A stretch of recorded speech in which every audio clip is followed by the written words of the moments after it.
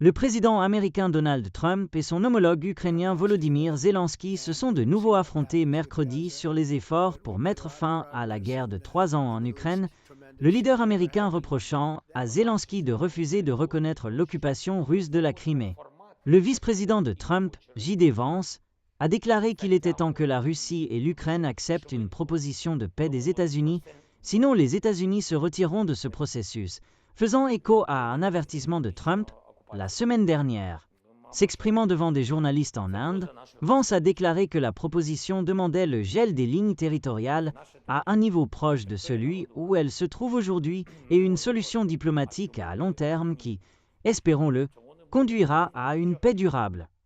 La seule façon de vraiment arrêter les meurtres est que les armées déposent les armes, gèlent la guerre, a-t-il déclaré.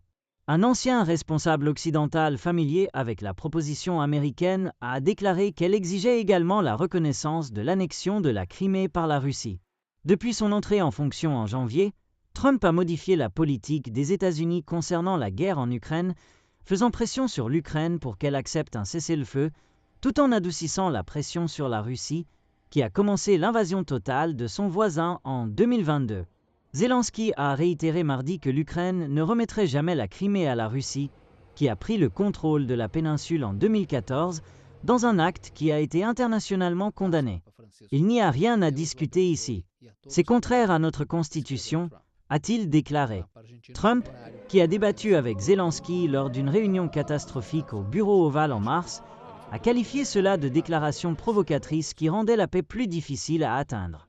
Il a déclaré dans un message sur les réseaux sociaux que la Crimée était perdue depuis des années et n'est plus un sujet de discussion.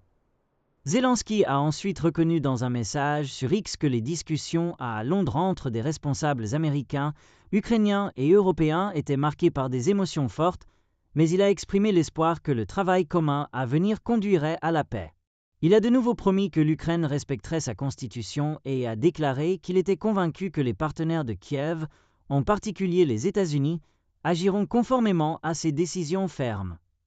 Il a joint à son message une déclaration sur la Crimée de 2018 de Mike Pompeo, le secrétaire d'État de Trump pendant son premier mandat, qui disait « Les États-Unis s'opposent à la tentative d'annexion de la Crimée par la Russie et s'engagent à maintenir cette politique jusqu'à ce que l'intégrité territoriale de l'Ukraine soit rétablie. »